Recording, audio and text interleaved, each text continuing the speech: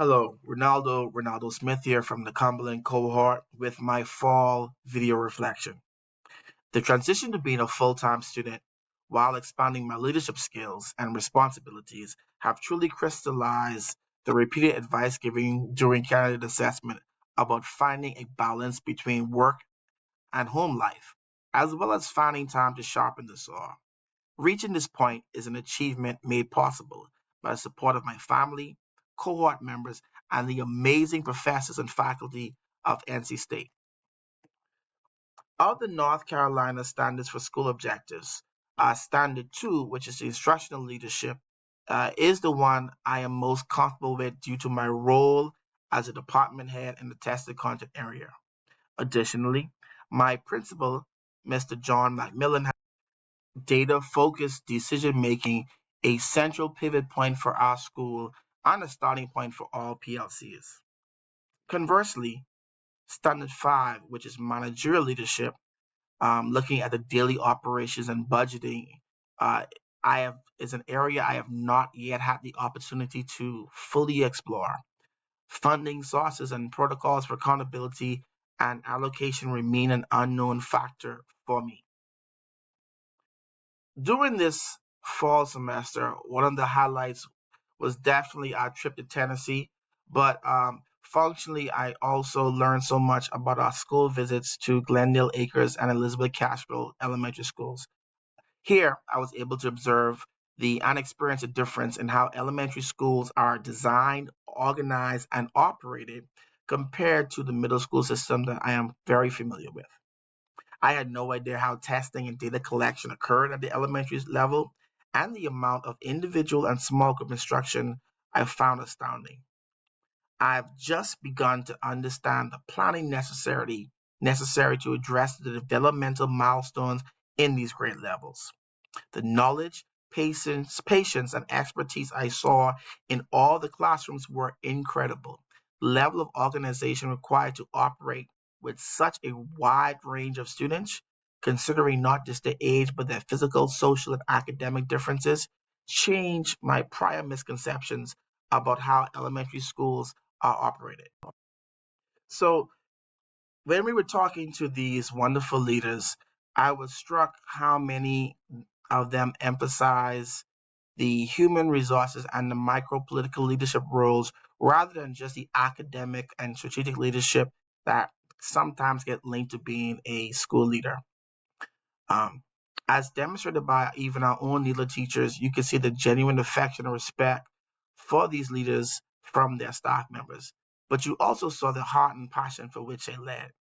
Even when referencing failures or points of growth, they never phrase it as a defeat, but rather a challenge for their staff to continually overcome. One of the things that I found that was a commonality was that they are also struggling with community engagement. My own bias made me think that only um, upper grade level teach schools had this problem. So it was sad and comforting to see that they are also struggling with getting parents to be involved even at the elementary school level. If the summer model was trust the process, then the fall was about growth through self awareness. The classes I've just completed reveal several flaws in my own personality that I need to work on to become a better leader. Dr. Fuzzarelli's class, with its abundance of discussions, helped me recognize several of my biases and prejudices based upon cultural or religious beliefs that I wasn't fully aware of. The class conversations forced me not just to talk, but to listen to different perspectives, and I am better for it.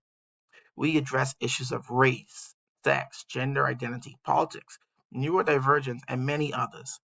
I now better understand people and hope that this will help me connect more genuinely with my coworkers and staff, both now and in the future. Dr. Riddick's class on professional learning communities provided a structure for learning and operating successful PLCs as a school leader. Even as a veteran teacher, I never truly understood what a PLC was.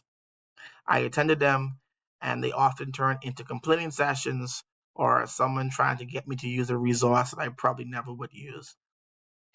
I was able to immediately begin implementing a proper structure for my content PLCs, and I've had discussions with our leadership team at Lewis Chapel about restructuring our non-data PLCs to reflect this new information.